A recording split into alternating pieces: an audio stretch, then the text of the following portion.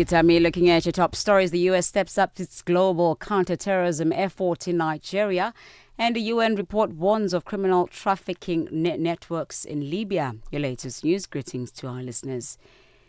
The U.S. is stepping up its global counterterrorism efforts. Another 100 United States military personnel have arrived in Nigeria as Washington ramps up its operation to target Islamist insurgents. Washington already has a small contingent of U.S. forces in the West African country. The U.S. said the new soldiers will be spread out across Nigeria, providing training and offering technical expertise. Ngubeni reports.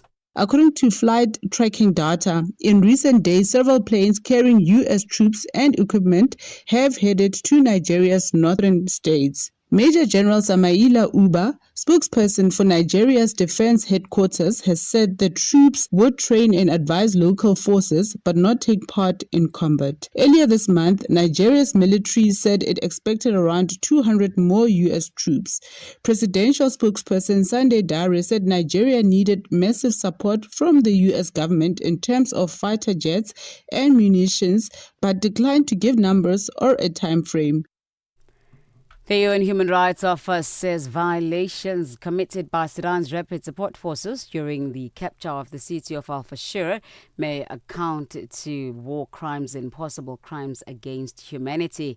The findings are based on interviews with more than 140 victims and witnesses and documents over 6,000 killings in just the first 3 days of the offensive. Spokesperson for the UN Human Rights Office, Saif Magango, explains. For 6,000 people to be killed in a matter of 3 days indicates a systematic pattern of wanton killing, violating human rights and people's lives and killing them for politics on ethnic grounds. And that's absolutely uncalled for. This is a repeat of a pattern we've seen in attacks by the RSF when they take over different towns from Al-Damata to Al-Geneina. And now, as they've moved into Kordofan, there are fears that these violations that we documented might recur. And that's something that we're warning the world to do everything possible to prevent. There are growing fears of renewed fighting in Ethiopia's northern Tigray region following reports of a large-scale mobilization of federal and regional forces along the border. A diplomatic source says the build-up of troops in such close proximity is deeply concerning and risks undermining fragile stability in the area. The BBC's Richard Kago. The situation along Ethiopia's northern Tigray border remains tense following recent clashes between federal troops and regional forces near the Amhara border in late January. Tigrayan officials are demanding the return of people displaced by the war, as well as the handover of territory seized during the conflict. Although a 2022 peace agreement formally ended the 2-year war, key provisions were never fully implemented. Both sides are now being urged to return to dialogue to avert the risk of renewed fighting. Ethiopia, which fought alongside Eritrea in a war that killed more than 500,000 people, now accuses Asmara of backing rebels. Members of Parliament from across the political spectrum are currently debating South Africa's President Cyril Ramaphosa's State of the Nation address. The debate will continue tomorrow. The President will reply to the debate on Thursday. In his SONA, President Ramaphosa indicated that the country was turning the corner in ensuring economic growth. He has also made an undertaking that government will continue to use public spending for infrastructure development and job creation. In addition, he announced that the SANDF will be deployed to the Western Cape and Gauteng provinces to fight gang-related violence. A new UN report warns that criminal trafficking networks in Libya with links to government officials and groups abroad are rounding up and abducting migrants across the country. The UN Human Rights Office says investigators have uncovered evidence of systematic abuses, including killings and torture. It is calling for an end to the interception and forced return of migrant boats at sea. Now, recapping on your top stories, the U.S. is stepping up its global counterterrorism efforts. Another 100 United States military personnel have arrived in Nigeria as Washington ramps up its operation to target Islamist insurgents. Channel Africa News, I'm Onele Tsinzi. SABC News. The African Perspective. And coming up in your sports news this hour, Jurgen Klopp's agent reveals that he got approaches from Man United as well as Chelsea, of which he rejected. And Cricket South Africa name a new headline sponsor. I'll tell you more at 7:30. Connecting Africa to the world. Africa in Business with Thami Ngubeni brings you the latest insights on Africa's economy. It has gone exactly 7 minutes after 4 p.m. A very good afternoon to you, Egypt. Good afternoon, Sudan, Eritrea, DRC, Tanzania. Good afternoon to you. Welcome to Africa in Business. I'm Thami Ngubeni. Coming up this hour, African leaders meet at the Africa Business Forum to mobilize finance and unlock large-scale employment opportunities. And the South African Reserve Bank wants to replace the prime lending rate with its policy rate as the benchmark for loans. Keep Africa in your hands. Connect to our website for all your news, sports, and cultural updates. channelafrica.co.za. We start here this afternoon with the Africa Business Forum, that's ABF 2026, that's currently taking place in Addis Ababa, Ethiopia. The theme this year is financing the future of Africa, jobs and innovation for sustainable transformation. Now, this year's forum is positioned as a premier continental platform to mobilize blended finance, to strengthen Africa's innovation ecosystems, and to unlock large-scale employment opportunities, and particularly for the continent's fast-growing youth population. For more on this, we joined on the line by Aboubakry Diaw, and Aboubakry Diaw is the Chief of Staff of the UN Economic Commission for Africa. We'll be exploring a number of issues this afternoon regarding the Africa Business Forum, which, as I mentioned, is taking place in Addis Ababa in Ethiopia. We'll find out the significance of this theme. As you can see, it's all centered around creating jobs, and the focus really very much being on young people and employment, but also innovation, and especially in a world where global technology is really at the forefront of any sort of development. So innovation being very key for the African continent, and then transformation that is sustainable. Let's just not have transformation for a season, but something that will significantly mark a change in the trajectory of the African continent. Aboubakry Diaw, the Chief of Staff of the UN Economic Commission for Africa, joins us now. A very good afternoon to you, sir. Are you with us, Mr. Diaw?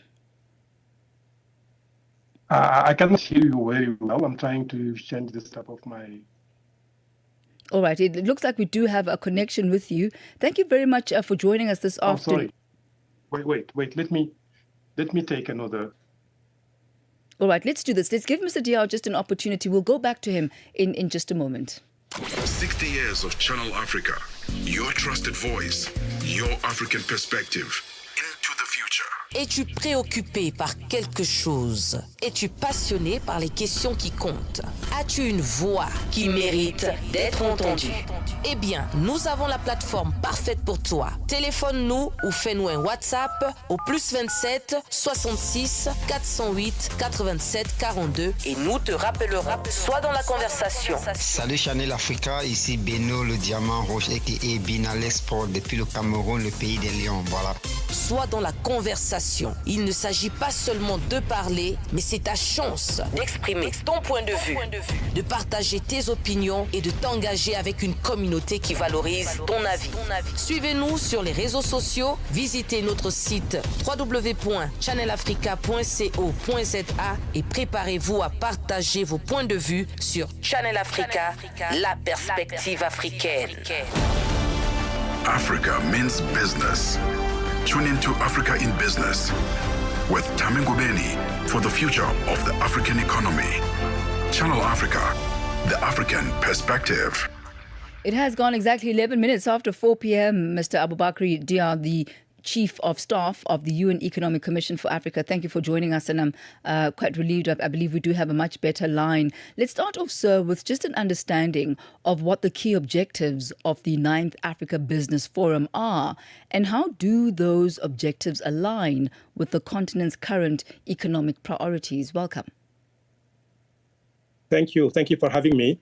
The 9th Africa Business Forum is designed to move from dialogue to delivery. Its central objective is to mobilize capital and partnerships that translate job creation at scale. Africa, as we say, is the youngest continent in the world, with between 10 and 12 million young people entering labor market every year. But yet, formal job creation absorbs only a fraction of that, maybe 1/4. So this gap is both an economic and social urgency. The forum aligns with Africa's current priorities in 3 ways. First, it supports industrialization and value addition under the Africa Continental Free Trade Area. Second, it focuses on scaling sector with high employment potential, such as agro-processing, light manufacturing, health, digital services, or green industries. And lastly, it strengthens the link between capital mobilization and measurable employment outcomes through the jobs wall and accountability mechanism. So in short, the forum is about structuring markets and capital in a way that converts demographic potential into productive employment. So when it comes to how it's linked into the current economic climate of the continent, as you know, we are operating in a global environment where capital has become more selective. Supply chains are being restructured. Geopolitical tensions are influencing investment flows, and financing conditions are tighter.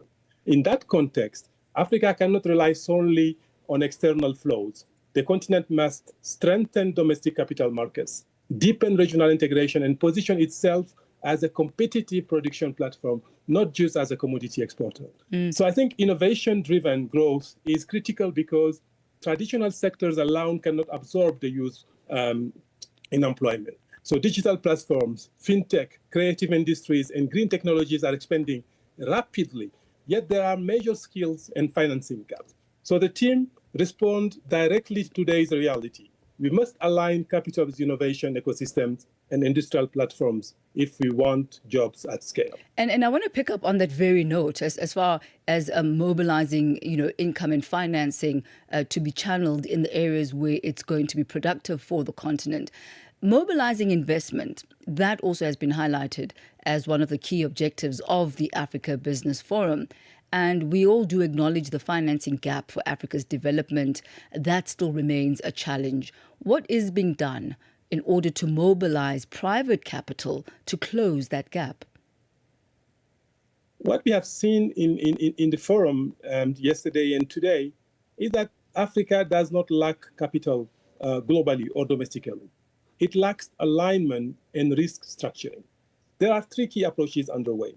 First, I think we must strengthen blended finance mechanism to de-risk private investment in infrastructure, in industry and health. Development finance institutions are structuring instruments, especially development finance institutions in Africa, that crowd in private investors rather than substitute for them. Second, I think unlocking domestic institutional capital. Africa holds over $1 trillion in pension funds, insurance assets, and sovereign wealth pools. Most of this money is outside. The focus now is on channeling a greater share of that capital into productive sectors. Third, improving investment climates through regulatory reform, digitalization of tax systems, credit rating coordination, and deeper capital markets. At the forum, commitments are being linked to measurable outcome through the jobs wall with strengthened investor confidence by demonstrating delivery.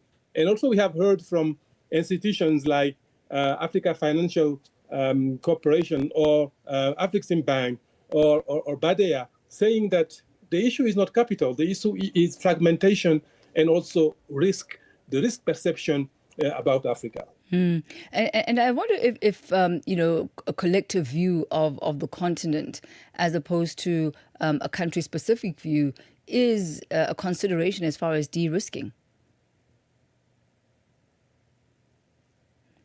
Are you with us, Mr. Diel? Can you hear me? All right, we lost you there for a moment, but I was asking, as far as Africa is concerned and how the continent positions itself, when seeking out, investment, is the approach a sector-by-sector approach? Is it a country-by-country approach? Or is it a regional approach that can then mitigate and de-risk those investments even further? I think it's a mix of different things. First, the political environment is important because most of the the perception is linked to political. And if the governments, they don't send strong signals of showing that the environment is safe, the business is easy, the tax system is transparent, it will create this perception. And most of the time, the perception is not really, let's say, it's not based on data, based on facts. Just to give you an example, some partners did some assessment in Africa between business investors that are already in Africa and business investors that are out of Africa and just hearing Africa from the news and something like that. So when you compare how these two categories of people are reacting to the investment, let's say the investment risk, it's completely different. The people who are investing in Africa, they have a different perception. They know there are challenges like everywhere, but they don't see the risk that the person who are outside Africa is seeing. That's why we invite them to come and discover or partner with that are already in Africa and showing that it is possible. I think that's one of the things. All right, we'll leave it at that for this afternoon, Mr. Diar. Thank you so much for taking us through some of the outcomes and areas of deliberation for the Africa Business Forum 2026. We thank you for your time, sir. Thank you for having me. Thank you. It's been a pleasure. That's Mr. Aboubakry Diar. He is the Chief of Staff of the UN Economic Commission for Africa. For 60 years, Channel Africa has connected the continent. Celebrate the journey. Celebrate the African perspective. Let's just do it. Your life just got easier. Get the Channel Africa app and take us wherever you go. Catch the latest news, enjoy your favorite shows, stream the music you love, and stay connected to the continent. All in one spot, right in your pocket. Simple, quick, and always with you. The Channel Africa app. Download it now on iOS and Android. Stay ahead with Africa in Business, where Thami Ngubeni unpacks your go-to source for Africa's economic trends and development. So the South African Reserve Bank has proposed replacing the prime lending rate with its policy rate as the benchmark for loans. The central bank says that the change would strengthen the link between monetary policy and borrowing costs and also improve transparency in loan pricing. The transition is proposed to begin from the year 2027, following consultations with banks and industry stakeholders. For reaction on this, we're joined by Frank Blackmore, lead economist at KPMG South Africa. A very good afternoon to you, sir. Good to have you with us on Africa in Business. Thank you. So what is your immediate reaction to this proposal to replace the prime lending rate with the SARB policy rate?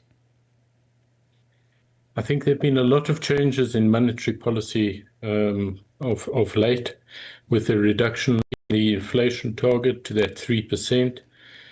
Meaning that interest rates are expected to come down.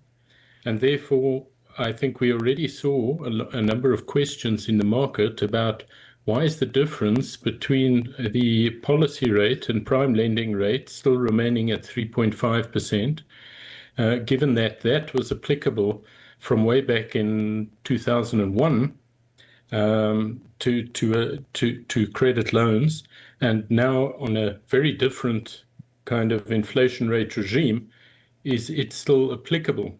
So I think the market was asking these questions, and obviously the bank was themselves, and therefore they've come to the conclusion that no, what has become a fixed spread, the 350 basis points or 3.5 percentage points above the policy rate, just obscures what's going on in the lending market, and it would be better to get rid of this 3.5% and price loans based on the policy rate.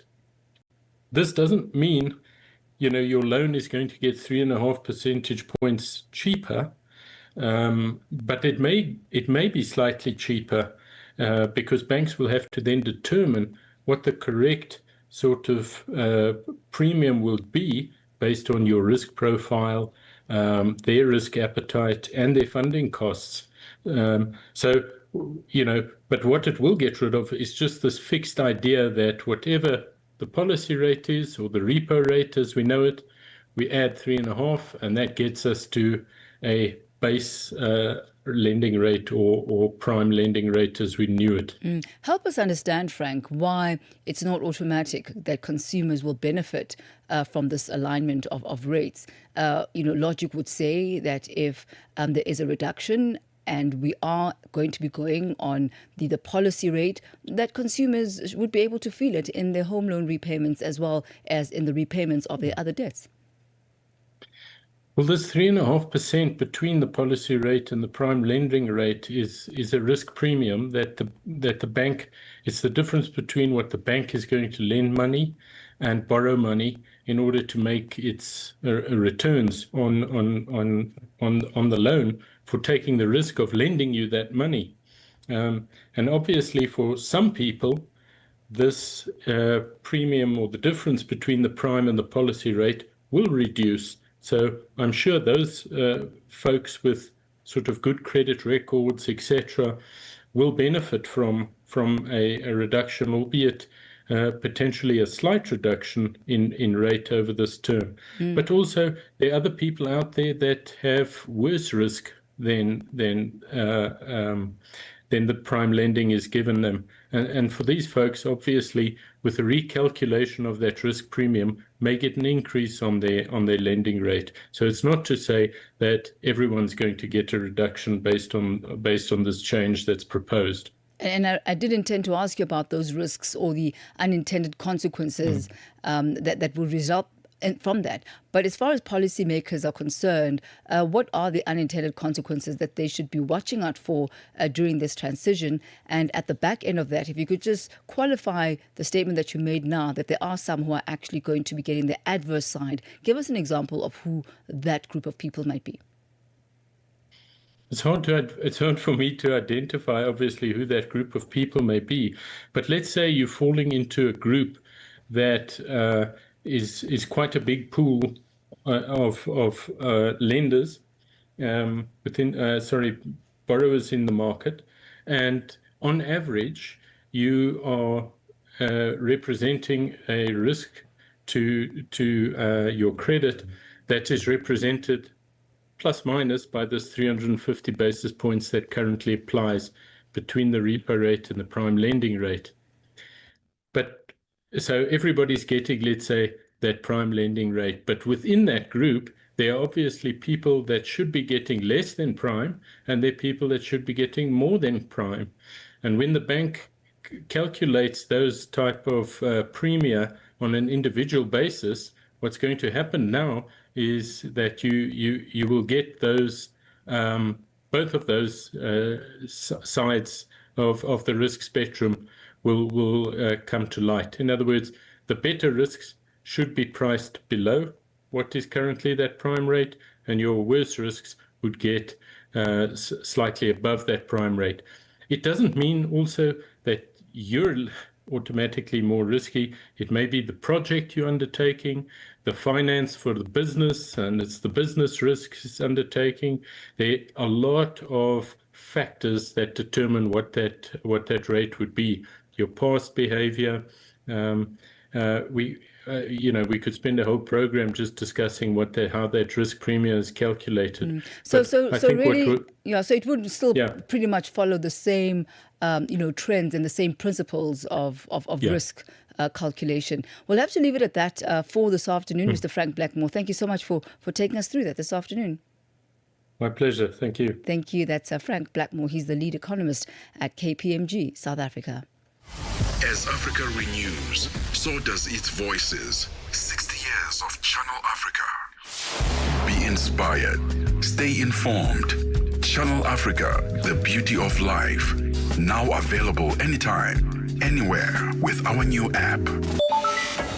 Téléchargez l'application Channel Africa sur votre Play Store ou Apple Store afin de pouvoir suivre toutes nos émissions en direct de là où vous vous trouvez. Channel Africa, la perspective africaine.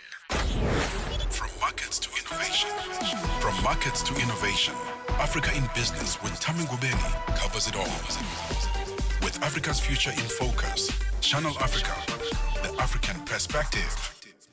We take you from South Africa to Kenya, where the National Chamber of Commerce and Industry, KNCCI, in partnership with Africa Guarantee Fund, that's AGF, and Space AI, they've launched a climate-smart dairy value chain transformation project aimed at supporting over 1.8 million smallholder farmers.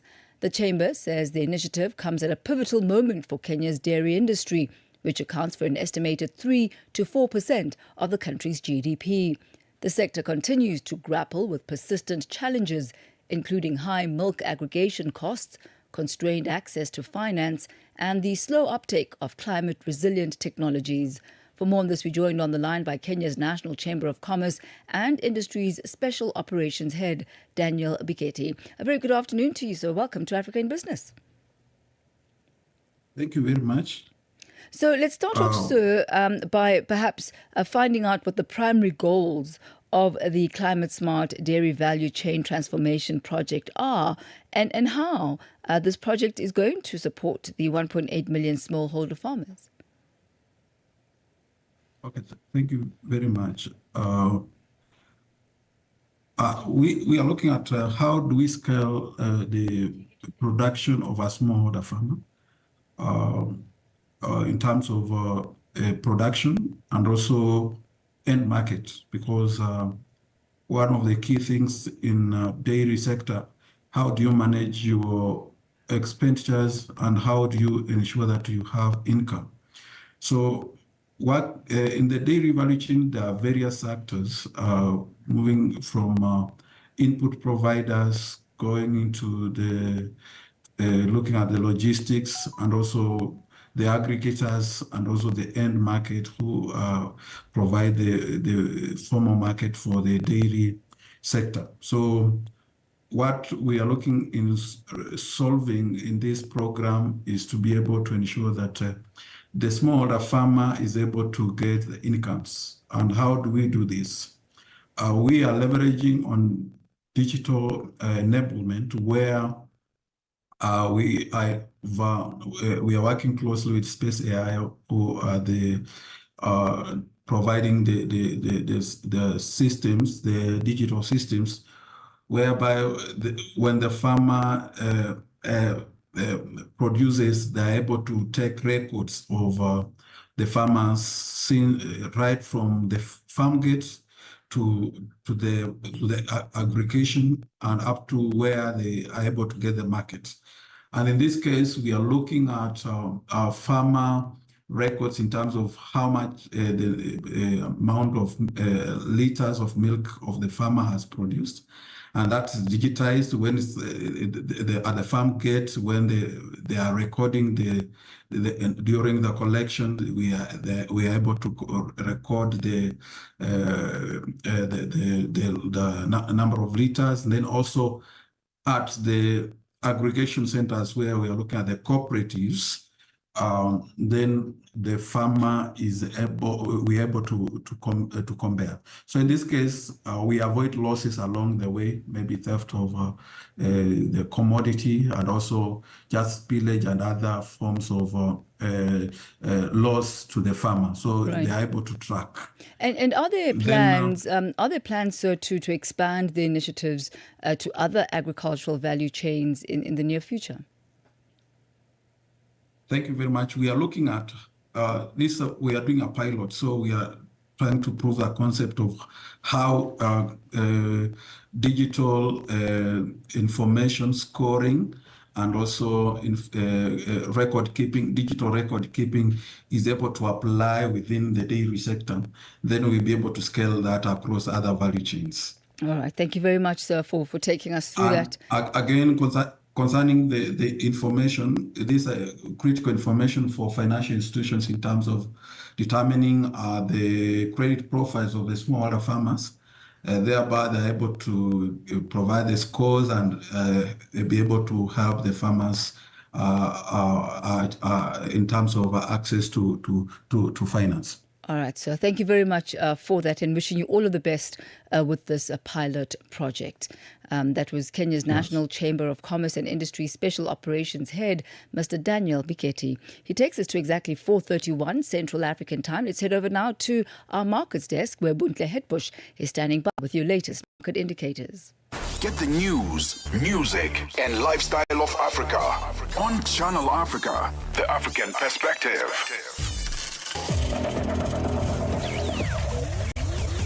Business news on Channel Africa, the African perspective.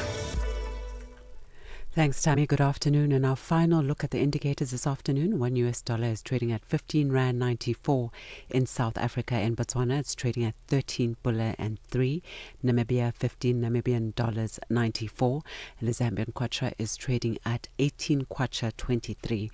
In Kenya, the dollar is trading at 128 shilling and 5. In Ethiopia, at 155 birr 40. Uganda 3,519 shilling, and in Tanzania it's at 2,603 shilling. $1 in Nigeria is trading at 1,352 naira. In Egypt, the dollar is trading at 46 Egyptian pound 67. Tunisia 2 dinar 84, while in Nigeria it's trading at 128 dinar 76. In Morocco, the dollar will cost you 9 dirham. In Angola, it's trading at 912 kwanza, while the Congolese franc is trading at 2,240 to the US dollar.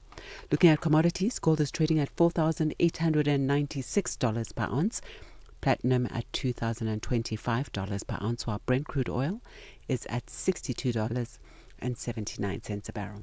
And that's your indicators. For any business stories you'd like to share with us, please send us an email to newsroom@channelafrica.co.za or give us a call on +27 11 714 4459. From the Channel Africa Business Desk, I am Buntle Hetbush. Business news on Channel Africa, the African perspective. And for the latest from the business of sport, here's Musibudi Makura. Sports on Channel Africa, the African perspective.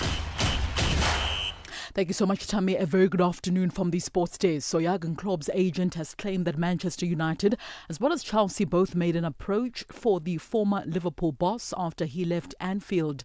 Now, Mark Kweske also claimed in an interview with the Transfer Market that the 58-year-old German also could have managed England or the USA after leaving Liverpool at the end of the 2023-2024 season. Now, United as well as Chelsea both strongly deny having made approaches to Jurgen Klopp, either personally or via an agent, with the Press Association having confirmed this. Now, ESPN reported back in 2024 that both the England Football Association as well as the USA Football Association both sought out Klopp in their searches for a manager, but were ultimately rejected. Now, his agent claimed the USA approached Klopp before they appointed Mauricio Pochettino as a replacement for Greg Berhalter in September of 2024, while the Football Association named Thomas Tuchel as Gareth Southgate's successor in January of 2025. Meanwhile, Miguel Delaney from Backpages tonight talks about Klopp being linked to Manchester United as well as Chelsea to potentially return also as a head coach to any of these teams. And I think any time any big job comes available, at least for maybe under a year, another 2 years, there will be executives who think, well, maybe, just maybe, we can tempt him back. But all indications are actually that Klopp doesn't want to get back into coaching. You know, you can see it in the Red Bull job. You can almost see it in some of the kind of his wider interest. And from his Instagram, he certainly seems to be enjoying life right now. But you'd wonder at what point, he and his representatives started thinking, well, just leave me alone. But maybe actually, on the other side, that's an element of flattery that appeals. And yeah, there'll always be some executive thinking maybe, just maybe, they can entice him. Onto this now, Cricket South Africa have announced Radar Tyres as the official headline partner as well as associate team partner to the Proteas and the junior Proteas side. Now, this multi-year partnership affords Radar Tyres logo placement on the training as well as the playing kits of both the Proteas men, the Proteas women as well as the under-19 men's and women's teams. Radar Tyres will serve as the official headline partner to the Proteas men as well as the Proteas women's T20 teams, an associate partner to the Proteas men as well as the women's Test as well as ODI teams, as well as an official partner for the Proteas under-19 men's as well as women's teams.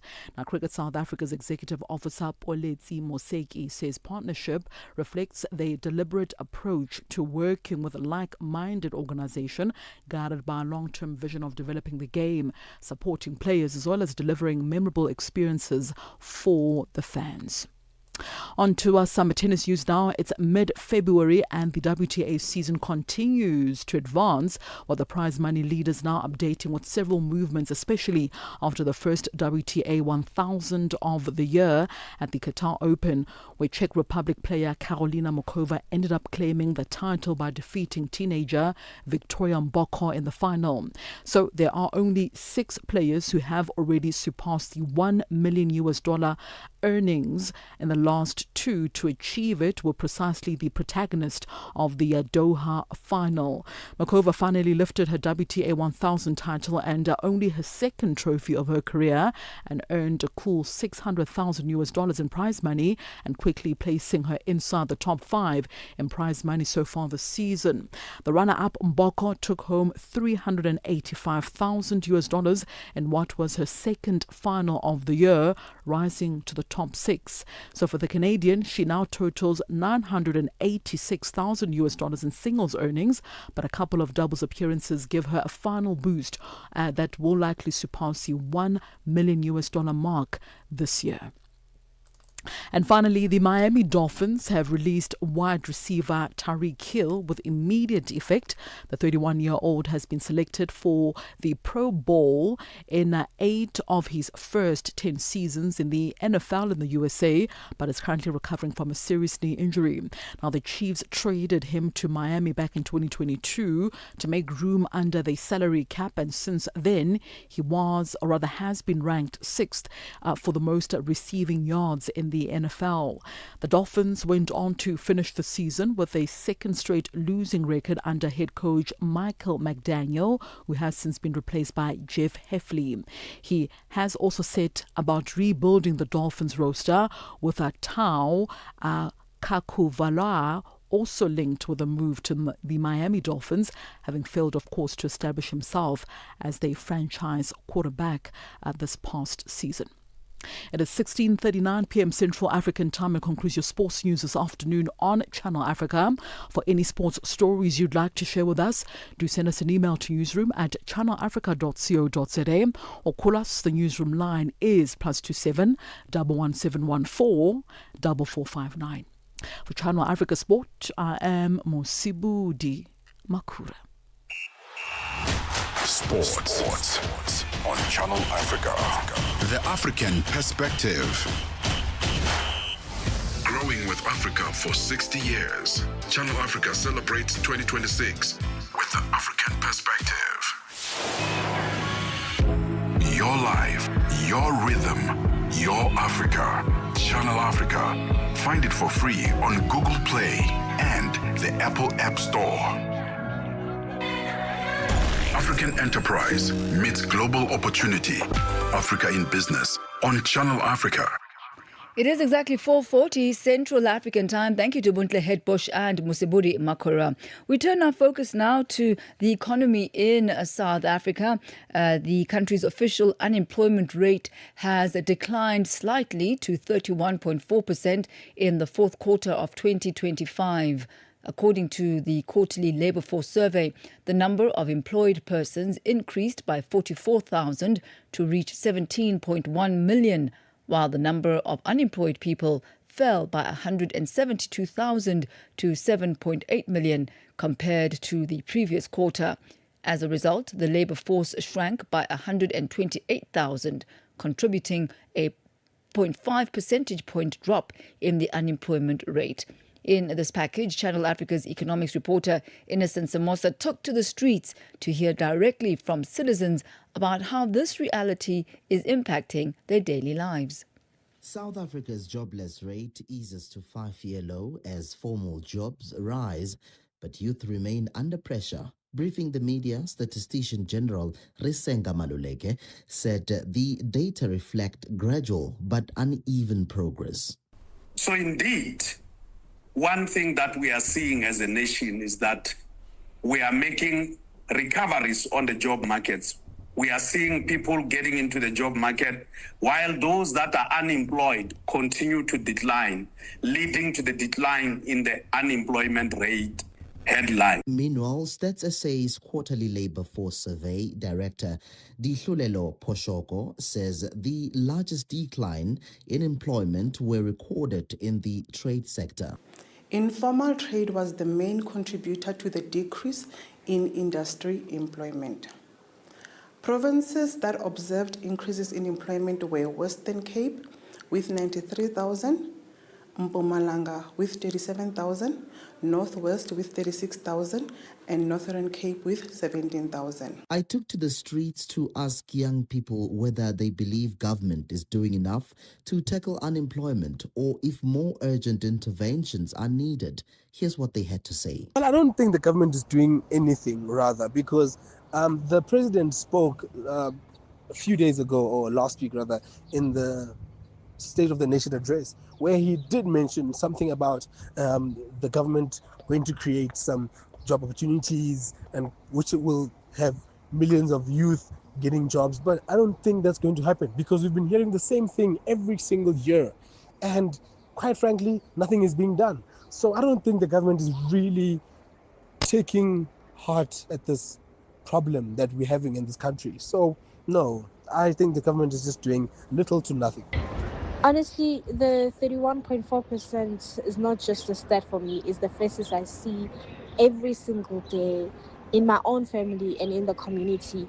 You know, unemployment is so severe that there's a guy next door who has given up on sending CVs because it's either they don't have data to do that, also they don't have transport money to go and drop off the CVs. So it's the qualified cousin sitting at home, you know, and that one person who has a job and has to carry the financial burden of 5 other households. Meanwhile, some say this reality is negatively impacting them. Well, the unemployment rate is affecting a lot of young people, especially young people who applied for student loans to go to school because they can't afford to pay for their own tuitions, and let's say NSFAS rejected their applications, so they are left with no choice but to apply for a student loan. They graduate with the hopes of getting a job after graduation, but they don't. For Channel Africa News, I'm Innocent Samosa in Johannesburg, South Africa. Africa in Business on Channel Africa. So Zambia's Ministry of Fisheries and Livestock has suspended all livestock import permits from South Africa following the outbreak of foot and mouth disease known as FMD. This as South Africa continues to grapple with a severe foot and mouth disease outbreak that has been declared a national disaster by the country's President Cyril Ramaphosa. The outbreak has devastated the livestock industry, leading to immediate trade bans from countries like China, Namibia, Botswana and now Zambia. For more on this, we joined on the line by Moses Randicheni, the Director of Media and External Communications at the Department of Agriculture. Mr. Randicheni, a very good afternoon to you. Good to have you with us on Africa in Business. Good afternoon to you and the listeners. So the President has declared FMD outbreak a national disaster. How does this assist the department in dealing with and containing this outbreak? The declaration by the President of FMD being a national disaster, it helps with flexibility in procurement of vaccines and other processes which would otherwise, under normal circumstances, will take long for procurement. It also helped with the possible unlocking of funding from National Treasury, also with the tightening of biosecurity, as well as a possible amendment of the law so that we have a different approach to respond to the FMD crisis. Right. So last year, you'll remember that Botswana imposed a ban on livestock imports from South Africa. And now Zambia's done the same too. What is the department's take on these bans? And have you had any engagements with the authorities in the region to address these concerns and address their concerns? The departments have ongoing deliberations with all these countries. The challenge which these countries are experiencing and the result they've taken, South Africa would have taken the same decision if there were outbreaks in those countries. I think they are being cautious. But we hope that since we kickstarted with a vaccination program from the ARC vaccine, and this weekend we are expecting 1 million vaccines from Biogenesis Bago from Argentina. We will start to turn our situation around, and once that kickstart, we will have these countries reversing their decisions of the bans, since we'll be gradually winning the war against FMD. Let's look at the economic impact, that these import bans have on livestock farmers and the broader cultural sector. If you could just talk us through those. The economic impact of these countries is that most of them do not necessarily import huge volumes of products from South Africa. But other impact will refer to the loss of revenue income to the farmers, to the country, and the growth of the agricultural sector, and the biggest one being the possibility of food security. All right, we'll leave it at that for this afternoon. Mr. Randy Chenny, we thank you so much for your time, sir. Thank you. Thank you. That's Mr. Moses Randy Chenny. He's the Director of Media and External Communication at the Department of Agriculture. Are you fluent in French, Chinyanja, Portuguese, and Kiswahili? Are you passionate about radio? And are you looking to work in South Africa? Do you have papers that qualify you to work in South Africa? In that case, we might have an opportunity for you to work for Channel Africa. Send us your CV and demo at newsroom@channelafrica.co.za. Remember, if you don't hear from us within 14 days, it means you have not made it or you have not been selected. Channel Africa, the African perspective. Africa in Business on Channel Africa. It is exactly 10 minutes to 5 p.m. Central African time. We make nay now for Vue d'Afrique with Annie Kalanji. Good afternoon, ma'am. Afternoon, Thami. Alors, bonjour à tous les auditeurs de Channel Africa. Tout à l'heure, sur Vue d'Afrique, il s'agira du Congo-Brazzaville, où le dialogue politique Diambala, censé poser des conditions favorables à la tenue de la présidentielle prochaine.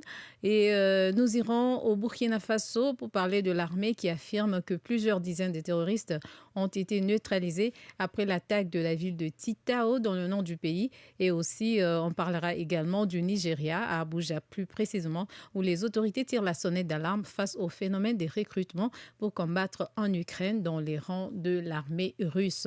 Donc, c'est tout à l'heure sur Vue d'Afrique. Merci beaucoup, Thami. Merci beaucoup. She joins us at the top of the hour. Africa in Business. Africa in Business delivers key insights and real-time updates on Africa's growing markets with Thami Ngubeni. The African Perspective on Channel Africa.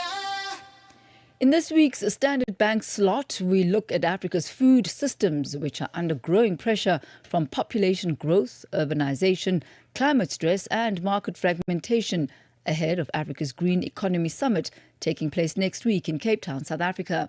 Addressing these challenges will require a system-level understanding, which include digital finance tools that unlock capital for farmers, to precision agriculture, smart logistics, and a wave of youth-led agri-tech startups. To discuss these strategies, Dr. Andrea Kamfer, who is Senior Manager for Sustainability, Agribusiness and Ecosystems for Business and Commercial Banking at Standard Bank, joins us on the line. A very good afternoon to you, Doctor. Good to have you with us. Welcome. Thank you very much for the opportunity. So the huge focus on renewable energy around the world, but can renewable energy stabilize and future-proof food systems? Yes, definitely. I think where we come from, Standard Bank, our mantra in sustainability is grow green, think blue, and it shows up how we think about financing these solutions. Renewable energy, for example, reduces unstable power system. It supports consistent irrigation if we think about the agricultural sector, cold storage or agro-processing solutions. Our broader ambition is to transition to climate-smart agriculture and help our farmers, for example, or our agribusinesses throughout the journey, whether it's enabling them to build resilience against climate change or financing low-carbon solutions like renewable energy, solar irrigation. So there's a lot of opportunities to ultimately reduce input costs. And what role do financial institutions play in unlocking agri-tech investment, and how much of an appetite do financial institutions have for the sector? Very much so. I think if you think about how we want to take or partner with our clients to transition to sustainable solutions, agri-tech's investments can help a lot with understanding and optimizing supply chains or productivity throughout their businesses. If you think about precision farming, it's about applying the correct amount of inputs or focusing on optimizing resources for that specific business. So partnering with agri-tech helps us to collect that data, whether or not it's going to increase your ESG rating or access premium markets or help with export opportunities. So agri-tech investments are very much important on how we finance these solutions for our clients. And a lot of young people are in the tech space, and you'll find that a lot of the innovations are actually led by young people. Can the rise in youth-led and technology-driven agribusiness models play a role in bringing about change in the sector? Yes, definitely. I think the youth are very much more up to date with the latest technology and how to optimize resources through using AI or digital tools. So young agripreneurs especially have a huge opportunity, whether or not it's using drones or, weather systems or any other type of AI-driven tools to optimize and increase the sustainability footprint that they have in businesses. So, thinking about African agriculture and enabling new business models based on data monetization or carbon measurement, for example. So these new technologies are coming in. It's, it's changing the way we are, farming or looking at agribusiness ultimately. And are there any opportunities for cross-sector collaboration in order to drive continent-wide resilience for the agricultural sector? Yes, definitely. I think from Standard Bank our purpose is Africa is our home, we drive our growth. And you think about where we are, we want to be more than a bank, we want to be more than financing. So when we think about cost collaboration, whether it's with other banks or technology providers or universities, is upskilling our clients and help them throughout this transition. For example, we've got our Sustainability Academy. That's a free-based platform where you can learn about about sustainability topics, and we want to make that usable for our clients. So cross-collaboration on content, on de-risking, on finding blended finance. There's a range of financial and non-financial solutions that help us drive climate-smart agriculture and ultimately reducing the cost of capital, so farmers or agribusinesses or businesses in general can use this technology to be more sustainable and profitable in the long run. As Standard Bank, you do have a continental footprint. Are there parameters as to where you are implementing these models, or are they being implemented across the continent, irrespective of which country they may be in?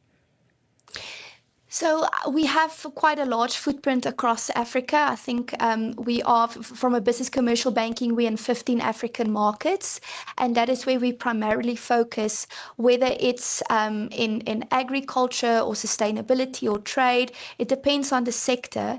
So we do, have business in these countries, and we try to have trans-regional, or we do invest in trans-regional transactions across these countries, but it's better to have a footprint in country to serve your clients best.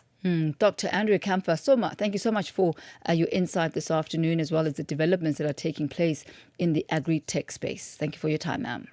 Thank you. Thank you. That's Dr. Andrea Kamfer. She's Senior Manager for Sustainability, Agribusiness and Ecosystems for Standard Bank and Commercial Banking at Standard Bank. And as you heard there towards the end, quite an impressive footprint of 15 countries around the continent, and making sure that there is a synergy in the implementation of their programs all around. Well, that's how we as Africa in Business come to the end of this Tuesday edition. From myself, Thami Ngubeni, and the entire team, you have yourself a splendid day further as we hand the reins over now to vous d'Afrique. Restez connectés.